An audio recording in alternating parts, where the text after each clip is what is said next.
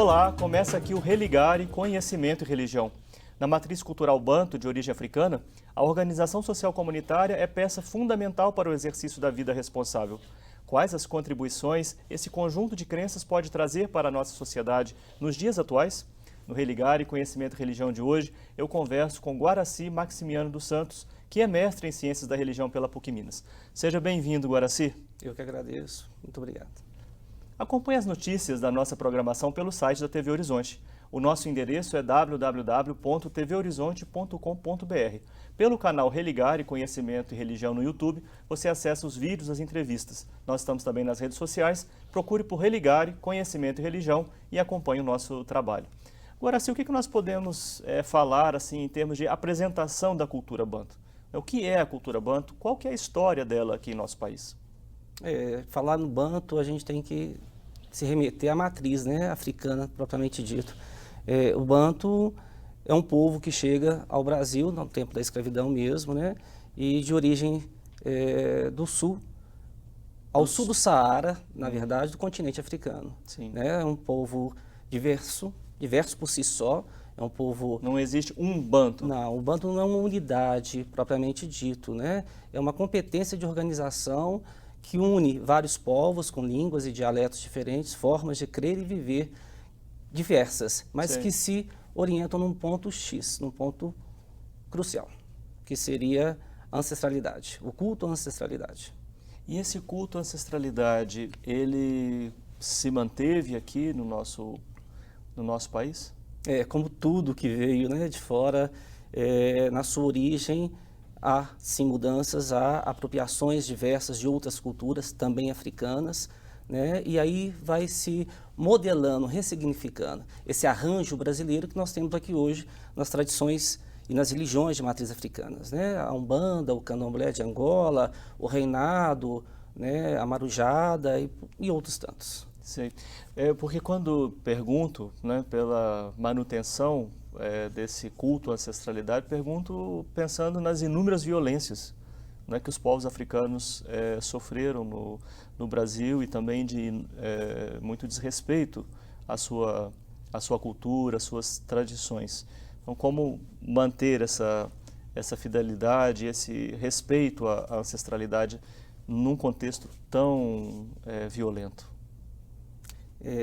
A dificuldade realmente existe, porque o culto em si perde muito, né, com essa ressignificação. Né? O culto ancestral não pode ser feito aqui da maneira que era feito lá, propriamente dito. Então, assim, essa ressignificação que eu disse no primeiro momento, ela vai trazer elementos novos para esse culto à ancestralidade, a esse ancestral, né? Esse que orienta a vida, esse que dá um sentido para a vida, esse que propõe o como viver do povo banto. Como é que esse culto à ancestralidade se traduz em linguagem religiosa?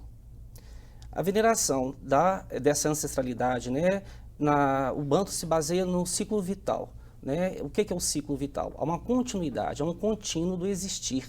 Né? A dimensão existencial do banto, ela não se limita ao fato do morrer. Você continua existindo após a morte, nesse mundo invisível, propriamente dito. E esse culto à ancestralidade é que faz essa referência contínua. Você nasce, cresce, reproduz, morre e continua existindo na sua prole, nos seus filhos. Você retorna para essa natureza, que é a natureza do mundo em si. Você faz parte do mundo. Em relação à noção do divino, de Deus propriamente, como é que se relaciona, né, essa temática da ancestralidade, do culto à ancestralidade e esses elementos que fazem parte também da religião dos povos banto? Então, existe mesmo um Deus, e o Deus está lá, é uma religião monoteísta mesmo, né? Mas é um Deus muito distante. É um Deus que não se toca, que não se vê, que não se fala, que não se corporifica de forma alguma. Para isso, então, essa interlocução, eles têm a ancestralidade, né? Que é o ancestral, que é aquele que funda os clãs, aquele que funda toda uma história de existência, propriamente dito. Logo depois você tem a ancestralidade, você tem os antepassados, né, que são os entes lá, aqueles que, no primeiro momento, fazem a manutenção de um clã, morrem e passam então a ser ancestrais. A gente pode pensar que nem todo antepassado se torna um ancestral. O ancestral é aquele que faz uma curva, que tem um quê diferente, que institui uma lei, uma ordem, que edifica uma orientação existencial. Então, dizemos que o antepassado é um antepassado, todos aqueles que morrem se tornam antepassados, mas o ancestral em si é aquele que tem um quê diferente, aquele que sustenta Ele toda tem um uma papel história. diferenciado. Teve. Você falou aí umas 2, 3 vezes na noção de clã, de comunidade. Esse também é um outro elemento importante, não?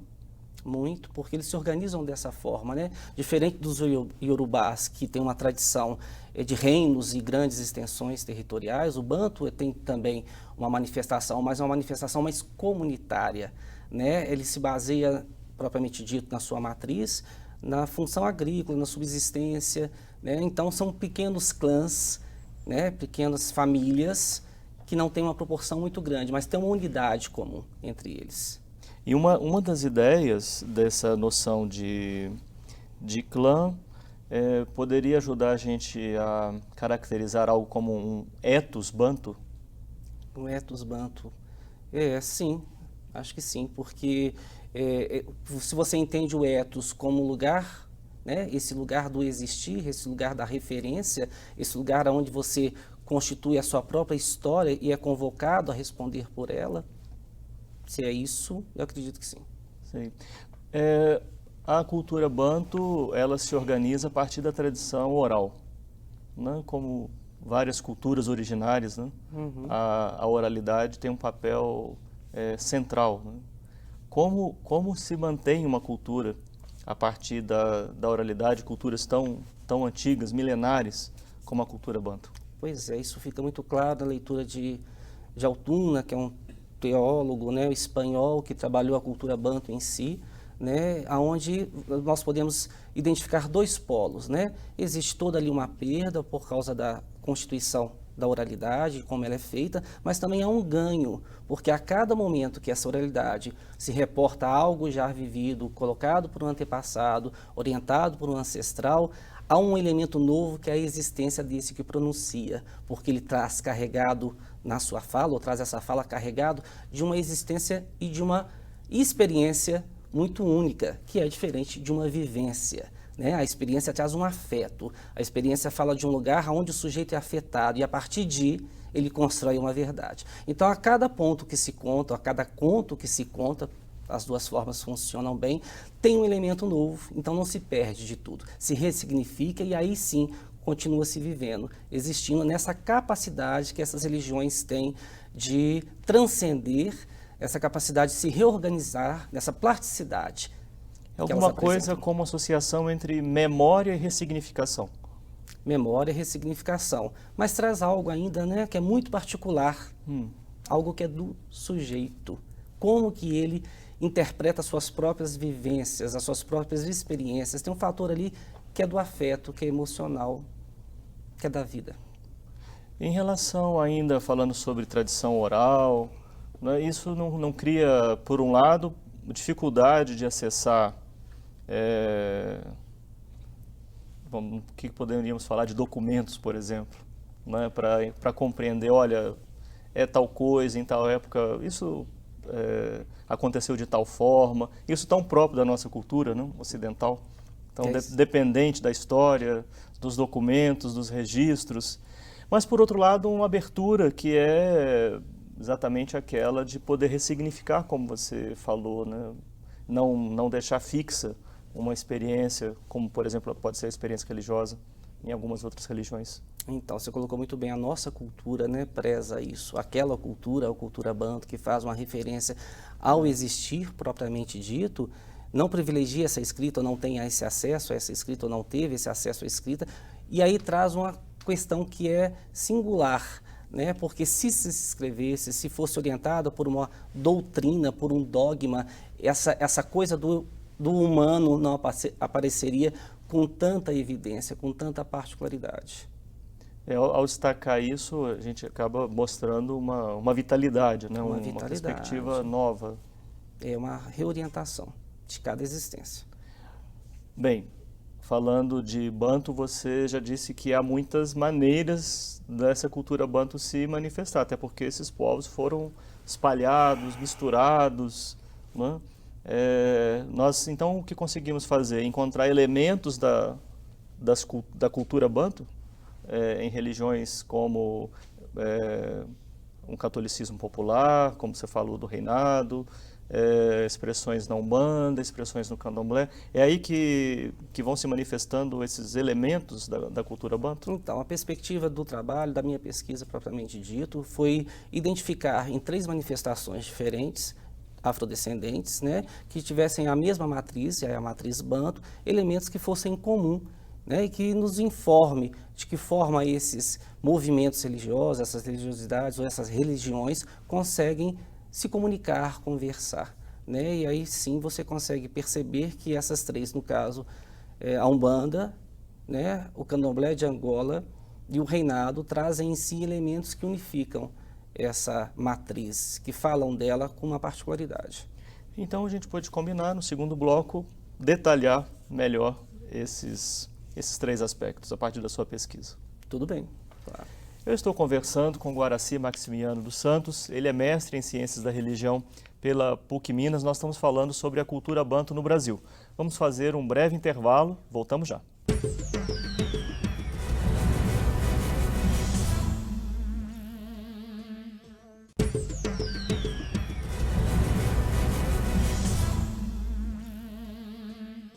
Estamos de volta com Religare, Conhecimento e Religião. Hoje eu recebo o Guaraci Maximiano dos Santos, ele é mestre em Ciências da Religião pela PUC Minas. Nós estamos conversando sobre a cultura Banto no Brasil. Eu acho, Guaraci, que ficou faltando a gente tratar no primeiro bloco, talvez o tema da responsabilidade, que é um elemento importante também que a cultura Banto traz como uma das suas características. Como que a gente poderia destacar esse elemento aí na cultura Banto? Pois é, você falou no primeiro momento da ancestralidade, dos antepassados, Vida né? comunitária, Da vida comunitária. A oralidade também falamos. Isso. A responsabilidade, ela emerge aí, nesse convívio comunitário orientado por um antepassado, por uma ancestralidade, que o convoca a consciência do existir individual e do existir coletivo, né? A sua ação reflete na vida do outro, na vida comunitária.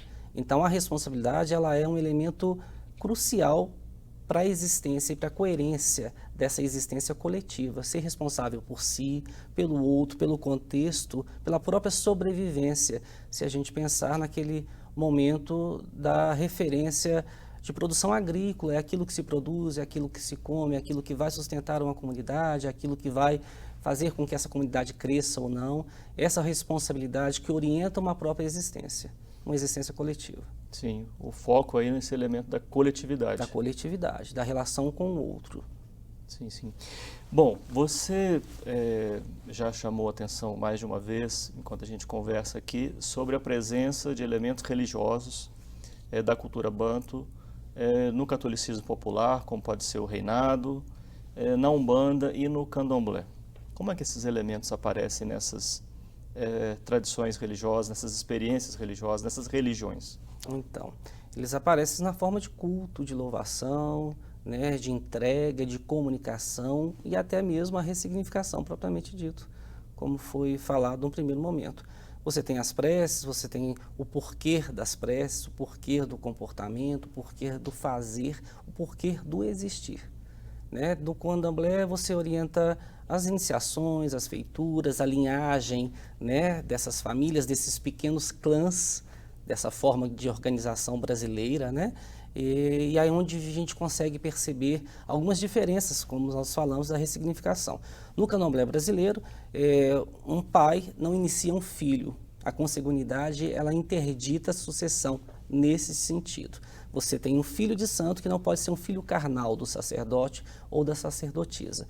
Né? Na tradição africana, isso não existe. Né? No original, isso é comum, acontece dessa forma. Aí, por si, já é um arranjo bem brasileiro. É uma forma de organizar, de manipular, de ressignificar, não sei te dizer, mas é uma forma que funciona, né? E ela é necessária hoje para preservar. De que forma? Que essa família, que esse herdeiro legítimo não coloque um ponto, uma interdição a partir do seu pessoal, né? Quando você fala no original, eu fico aqui intrigado, né? Como recuperar o original quando esse original está tão distante de nós? E será que Há estudos, há o que é antropologia que vai para a África, vai visitar aquela região, vai conhecer o originário, né? Assim, o mais próximo do originário é esse tipo de estudo que nos permite falar que no original algo é assim, diferente do que aqui no Brasil acontece, por exemplo? É a antropologia, né? Esse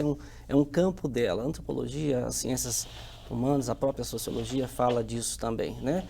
E aí eu não vou poder ir muito além, porque o meu campo é o psíquico, né? É a psique.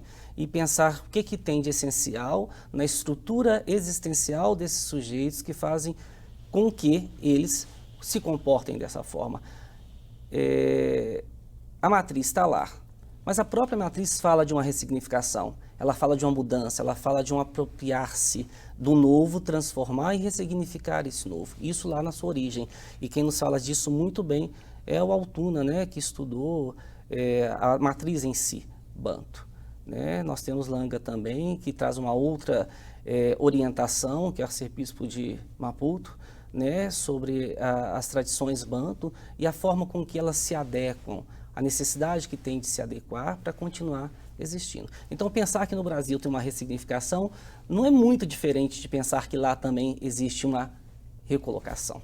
Um é teólogo espanhol, o outro um arcebispo católico? Católico, sim, mas é um moçambicano. É um sujeito que fala do próprio lugar da sua existência. Sei. E você é um psicólogo que, do lugar da ciência da religião, estuda esse tema.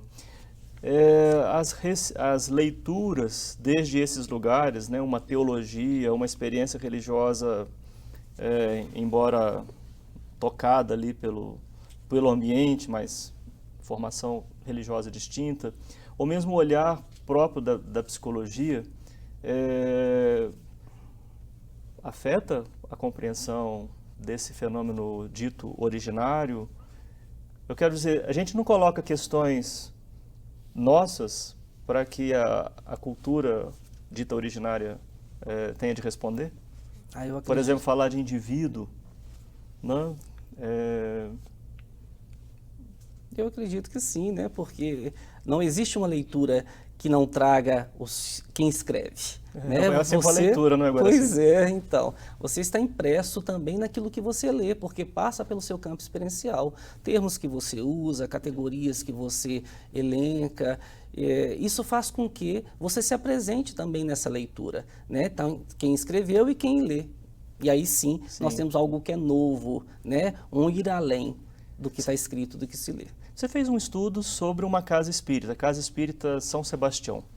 O nome já é curioso, né? Uma maneira de ocultar, né, que ali tem uma matriz africana em relação às perseguições, né? Uma casa fundada na década de 40, onde a perseguição ainda era mais forte. O que nesse estudo, né, você identificou, né, talvez um hibridismo, né, essa mescla, talvez usando um termo mais simples, não muito adequado, mas enfim, para que se possa compreender, um hibridismo entre elementos da cultura banto, na Umbanda, no Candomblé? Como é que eu posso pensar assim? Você fez um estudo sobre essa casa, não? Então, essa casa tem essa particularidade, né? Na sua constituição em si, e aí a gente não sabe se é por acaso, né? Essas 3 manifestações afrodescendentes se instituíram. A partir de uma vivência, das dificuldades, essa própria fundadora... Também o reinado? Da casa, também o reinado. Então ela começa a casa a partir da sua manifestação espiritual, e aí numa perspectiva Kardec, né? A partir disso, ela passa a ter possessões, incorporações que direcionam para a Umbanda, né? Então, se institui essa casa na Umbanda. Ao longo da sua caminhada, ela tem algumas dificuldades familiares, então faz uma promessa à Nossa Senhora do Rosário, institui o reinado, né? E mais à frente, um pouquinho, ela adoece de novo por uma dificuldade pessoal, ela se inicia no Candomblé na década de 60. Né? Então, assim, essa casa traz essa particularidade de fazer com que esses lugares possam conversar. Reinado, né? Candomblé e Umbanda. E a Umbanda. Cada um no seu tempo e no seu espaço. Espaço aqui, a gente não está falando de um espaço físico, né? A gente está falando de um espaço de manifestação, espaço de culto, que é ressignificado o tempo inteiro. O que tem ali de... Desculpe, que se mesclam? Ou são de momentos... Não tem como não se mesclar, né? Tem alguma coisa que um se apropria e o outro cede, e assim a existência se faz possível, né? Porque se não tivesse, não teria essa comunicação, essa condição de existência, melhor dizendo. E o que tem ali de orientação comum entre as três manifestações? De novo, o culto ao ancestral, né, que é diferente da tradição iorubá. O iorubá tem lá... Foi lá o Guaraci identificar o elemento da cultura banto. Pelo menos tentar, né, Sim. porque apropriar dele todo é impossível. Sim, sim. É só aquilo que a leitura deu conta, lógico, com os elementos que eu trazia. Sim. Guaraci, eu não queria deixar de terminar a nossa conversa sem falar um pouco do que atravessou toda a nossa conversa aqui. É um tema muito importante, que é o estudo das culturas africanas. Há muito preconceito, e um preconceito infundado em relação ao estudo das culturas africanas e da sua influência no Brasil. Como é que você apresenta a importância desses estudos para a nossa compreensão, para a autocompreensão da nossa história e da nossa cultura também? Tem um lugar, sim, de relevância se a gente pensar que essa cultura, essa religião, ou essa religiosidade afrodescendente faz parte da nossa história, né? Partindo ali da psicologia da religião, no campo das ciências da religião, procurar entender que fatores são esses que constituem a existência desses sujeitos marginalizados, perseguidos, né, intolerados, de que forma isso pode ser positivo para que esses povos consigam esse lugar, essa visibilidade, esse reconhecimento do seu próprio existir. Seria nessa perspectiva. Sim. Esses preconceitos tocam também o tema do diálogo, não? O diálogo entre as religiões. Essas expressões religiosas, essas religiões de matriz africana, elas estão mais abertas ao diálogo do que as religiões hegemônicas? Eu não diria mais, né? Mas existe sim uma particularidade, até na sua própria Constituição. Nós começamos a falar dos bantos, né? E o banto tem essa abertura, já que é um povo diverso na língua, na forma de viver e de ser, né? Então ele, enquanto manifestação afrodescendente, aí no território brasileiro, ele sempre teve. Aí se deu a Constituição do Congado, do Reinado, né? Essa comunicação com o catolicismo, que o Reinado faz muito bem. O próprio candomblé, com seus elementos também, que passam pela cultura brasileira, e aí sim nós temos os elementos católicos que permeiam toda essa existência do candomblé no Brasil, né? E o candomblé por si só é um arranjo bem brasileiro, né? Então existe sim essa abertura das religiões afrodescendentes. E eu acho que até mais os bantos, na verdade, porque o banto em si traz essa abertura ao outro na sua condição de existência. Ele entende que existir só é possível em relação ao outro, e esse outro da comunidade, esse outro de forma ampla, e esse outro a natureza, tudo que constitui a própria existência. Eu agradeço muito a sua participação, os parabéns pela sua pesquisa, também a sua orientadora, a professora Anete Roese. Religare Conhecimento e Religião é um projeto de extensão do Programa de Pós-Graduação em Ciências da Religião da PUC Minas. Você pode conhecer as nossas atividades, o curso de especialização, de mestrado e também de doutorado acessando a nossa página, que está em www.pucminas.br/ppgcr. Religare de hoje fica por aqui. Obrigado pela sua companhia, um abraço muito cordial e até a próxima semana com o novo Religare Conhecimento e Religião.